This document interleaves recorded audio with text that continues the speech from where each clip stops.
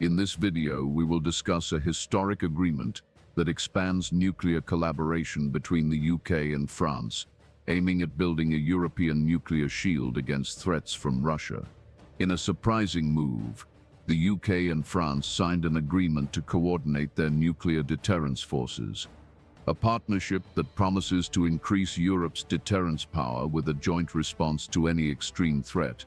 This means that for the first time, the nuclear forces of both countries, despite being independent, will be operable in a coordinated manner. British Prime Minister Keir Starmer and French President Emmanuel Macron sealed this agreement during a joint visit to the Maritime Command Centre in Macon, England. A step taken in a context of growing insecurity on the European continent, with frequent Russian threats ranging from conventional warfare, nuclear risks, to hybrid warfare such as disinformation and cyber attacks. Starmer highlighted the multiplication of these threats and stated that the partnership between the two countries strengthens their joint capabilities and increases Europe's defensive capability as a whole. The UK and France are the only sovereign nuclear powers in Europe, but their approaches are very different. The UK maintains its nuclear arsenal closely intertwined with that of the United States. This means that its decisions regarding the use of nuclear weapons depend, to some extent, on American participation. However, it is not exactly known what level of American influence there is in this matter. An interesting detail is that the first effectively military nuclear program in the world was started in the UK in 1941. But in August 1943, the program was merged with that of the United States, enhancing the Manhattan Project, which led to the development of atomic bombs. During the Cold War, the British developed various types of atomic bombs of different powers and for various purposes. But in the 1980s, under the government of Margaret Thatcher, London decided to acquire American Trident II D-5 missiles, leading to a few years later, British submarines began exclusively carrying American missiles.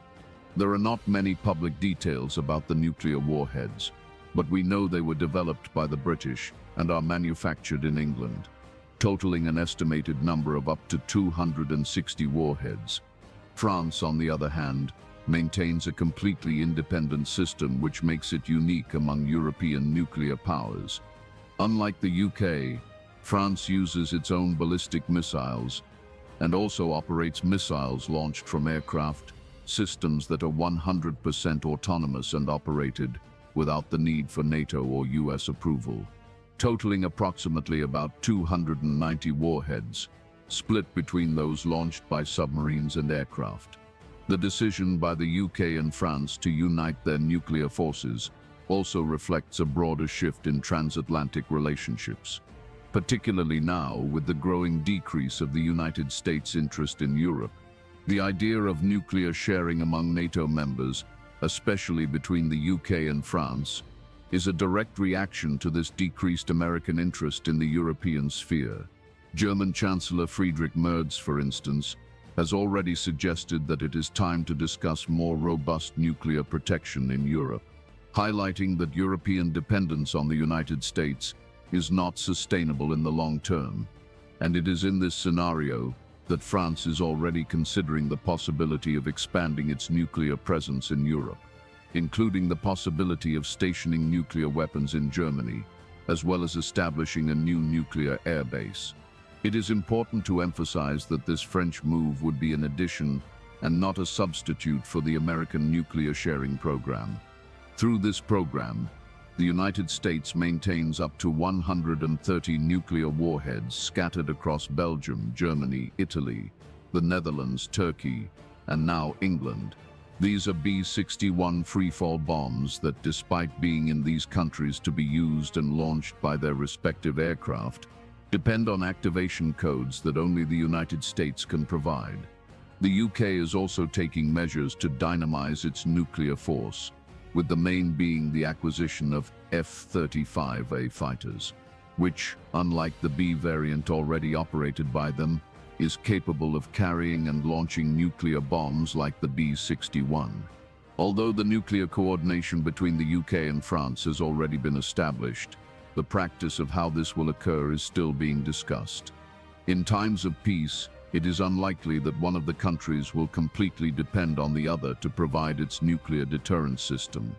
The UK, for instance, maintains its nuclear deterrence exclusively at sea, with at least 2 nuclear submarines constantly patrolling. And as I mentioned, it depends to a certain extent on the United States to utilize its arsenal.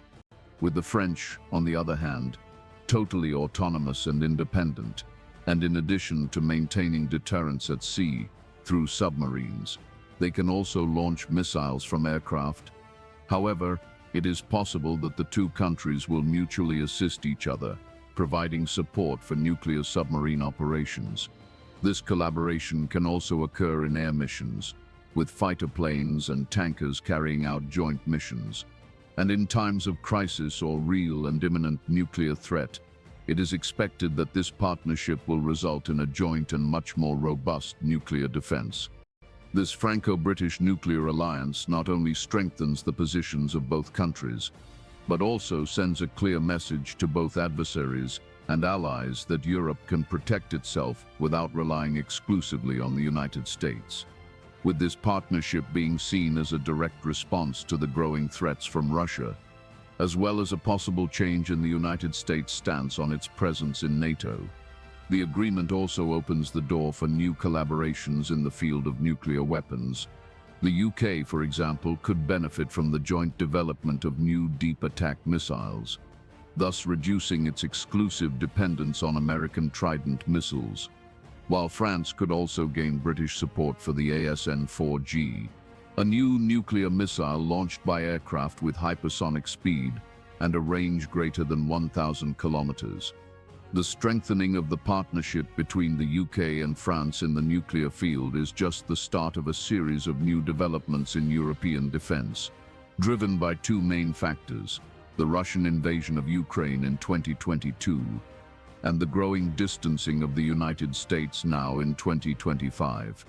All the practical details of coordination are still being refined, and for obvious security reasons, will probably not be publicly known in full. But it clearly demonstrates that Europe, in the face of its greatest and most serious security challenge in recent decades, is moving and taking action independently to bolster its defense without relying on foreign allies. And if you're not yet subscribed to the channel, subscribe now and hit the notification bell to not miss any updates.